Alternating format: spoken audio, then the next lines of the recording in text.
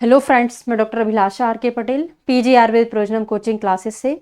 आज की क्लास में हम शालाक्य तंत्र का एक बहुत ही इम्पॉर्टेंट टॉपिक कवर करने वाले हैं।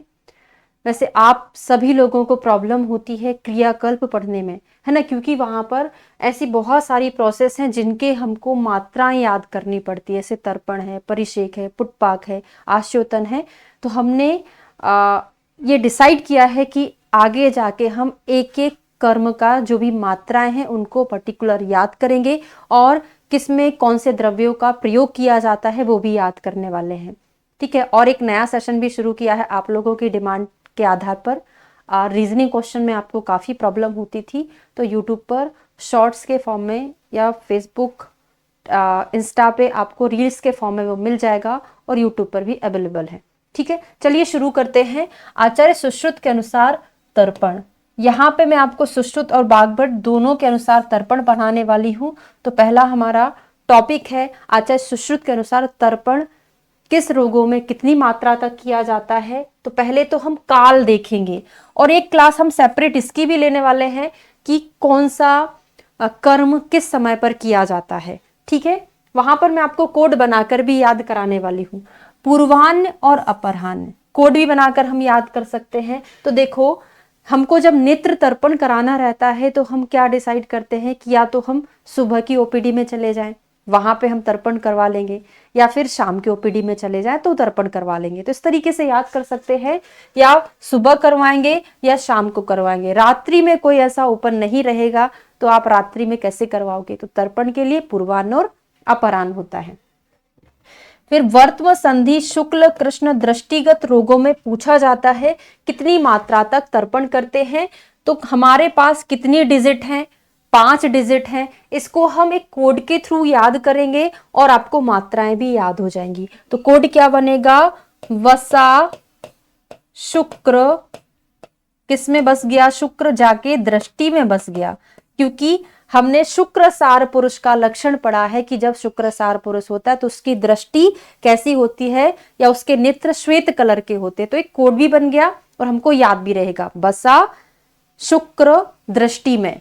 ठीक है, तो लेकिन आपको उंगलियों पर काउंट करके सॉल्व नहीं करना है। जब भी इस तरीके की ट्रिक आती है तो आपको लिखकर ही करना है, क्योंकि यहाँ पर गलती होने के चांसेस बहुत ज्यादा रहते हैं।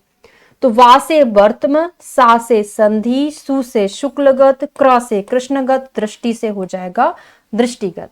ठीक है, तो वसा और शुक्र में कितने का अंतर, 100 का अंतर।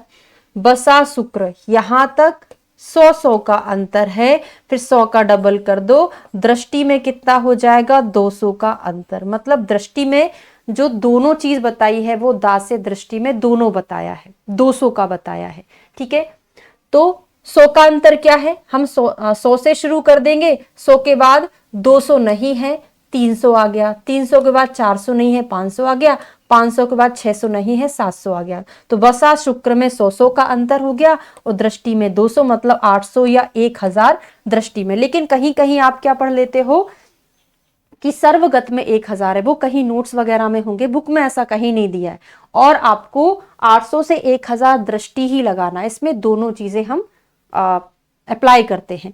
ठीक है, ये हो गया आपका वर्तमान संधिगत। अब आते हैं दोषों के अकॉर्डिंग। तो वात पित्त कफ हमेशा ऐसा लिखा रहता है, लेकिन आप तो वैसे जो आप पढ़ते हो ना, वात पित्त कफ वही याद किया करो हमेशा ऐसे। तो हम नीचे से शुरुआत कर देंगे, कैसे, 6, 8 और 10, 2-2 का अंतर कर दो। 6 के बाद 8, 8 के बाद 10। अब इनमें से 2-2 शून्य जोड़ दो, तो क्या हो जाएगा, 600, 800 और 1000 हो जाएगा। और स्वस्थ पुरुष में कफ से भी कम मात्रा करते हैं, है ना। स्वस्थ पुरुष है तो हमको दोषों वाले में ज्यादा क्वांटिटी यूज करनी पड़ेगी ना, मतलब काल थोड़ा ज्यादा रहेगा, स्वस्थ में सबसे कम रहेगा। तो 600 से कम रहेगा। स्वस्थ नेत्र में कितना, 500 वाक मात्रा। क्लियर हो गया। हमको वात पित्त कफ लिखना है, नीचे से शुरुआत कर देना है, 6, 8 और 10। ठीक है, ये तो हो गया बात किसका, सुश्रुत का। अब आते हैं बागभट्ट जी के अनुसार तर्पण की मात्रा। तो देखिए, जो हमने कंसेप्ट यहां पर लगाया था वही बागभट्ट में, क्योंकि सुश्रुत का तो हमको याद हो जाता है, लेकिन आचार्य बागभट्ट के याद करने में थोड़ी सी प्रॉब्लम होती है।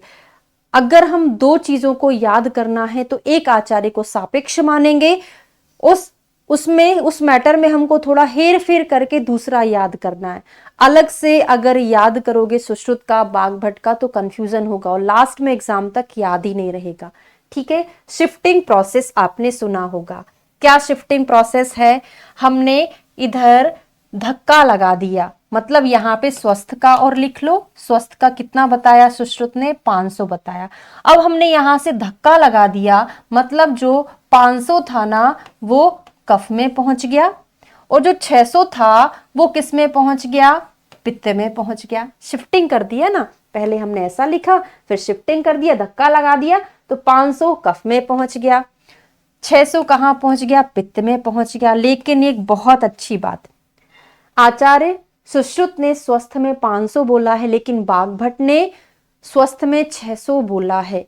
किसके समान? पित्त के समान, है ना। तो स्वस्थ पुरुष और पित्त में, तो आप तो याद करेंगे धक्का लगाने वाली ट्रिक, उसमें 600 पित्त में आ जाएगा, उसके साथ स्वस्थ लिख देना। ठीक है, एक चीज क्लियर हो गया।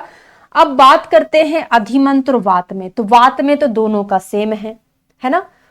वात में 1000 इनका भी था और बागभट्ट जी का भी 1000 है। बस आपको वात के साथ क्या लिख देना है? अधिमंथ रोग लिख देना है। पित्त के साथ हमने स्वस्थ पुरुष लिख दिया, वात के साथ हम अधिमंथ लिख देंगे। तो आपको याद रहेगा कि बागभट्ट जी ने शुरुआत की दो चीजें, वात और पित्त में कुछ कुछ लिखा था। वात में अधिमंथ लिखा था, पित्त में स्वस्थ पुरुष लिखा था। ठीक है, अब आ गया दृष्टि। तो इन्होंने दृष्टिगत में कितना बोला है? 800 बोला है। सुश्रुत ने भी ऐसे ही बोला, लेकिन सुश्रुत ने दो दो मात्राएं बोल दी, 800 और 1000। ठीक है, तो ये हमारा तर्पण वाला टॉपिक कंप्लीट हो गया है। कमेंट करके जरूर बताइएगा आपको जो मैंने पढ़ाया प्रॉपरली याद हुआ, और इस तरीके से अगर आपको पढ़ाई करना है तो आप डेमो ले सकते हैं। प्ले स्टोर पर जाकर आपको पीजी आयुर्वेद प्रिजनम ऐप को डाउनलोड करना होगा, वहां से आप डेमो ले सकते हैं, क्लासेस को देख सकते हैं। Thank you so much.